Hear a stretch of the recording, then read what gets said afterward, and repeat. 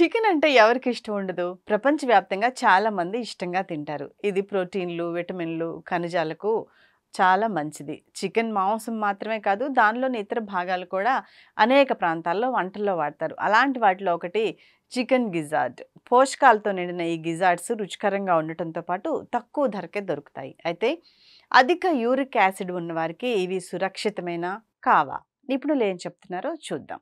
Gizzard అంటే ఏంటి? Chicken గిజార్డ్స్ అనేవి కోళ్ల జీర్ణ వ్యవస్థలో ఉండే చిన్న కండరాల అవయవం. కోళ్లకు దంతాలు ఉండవు కాబట్టి అవి తినే ఆహారాన్ని సరిగా జీర్ణం చేసుకోవడానికి ఈ గిజార్డ్స్ సహాయపడతాయి. అందుకే ఇవి చాలా బలంగా, గట్టిగా ఉంటాయి.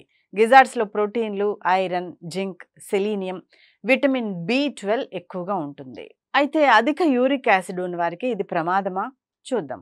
చెన్నైలోని ఏజ్లెస్ ఫిట్నెస్ నిపుణుడు డాక్టర్ సంతోష్ జాకబ్ ప్రకారం ఒక చికెన్ గిజార్డ్లో 7 నుండి 10 గ్రాముల ప్రోటీన్ ఉంటుంది. అయితే గిజార్డ్స్ వంటి అవయవ మాంసాల్లో ప్యూరిన్స్ అనే పదార్థాలు అధికంగా ఉంటాయి. మన శరీరంలో ప్యూరిన్లు విచ్ఛిన్నమైనప్పుడు యూరిక్ యాసిడ్ ఉత్పత్తి అవుతుంది. రక్తంలో యూరిక్ యాసిడ్ స్థాయిలు పెరిగితే గౌట్ అనే బాధాకరమైన కీళ్ల వ్యాధి వచ్చే ప్రమాదం ఉంది. అందుకే ఇప్పటికే గౌట్ లేదా అధిక యూరిక్ యాసిడ్ ఉన్నవారు చికెన్ గిజార్డ్స్ను తక్కువగా తినడం ద్వారా లేదా పూర్తిగా మానేయడం మంచిదని డాక్టర్ జాకబ్ హెచ్చరిస్తున్నారు. న్యూట్రియంట్స్ అనే జర్నల్లో ప్రచురితమైన ఒక అధ్యయనం కూడా ఈ విషయాన్ని ధృవీకరించింది.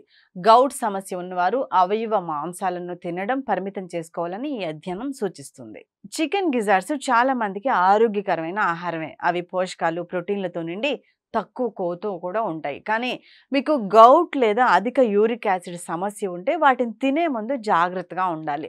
సాధారణ ఆరోగ్యవంతులకు మాత్రం ఇవి సమతుల్య ఆహారంలో భాగంగా సురక్షితమైనవే.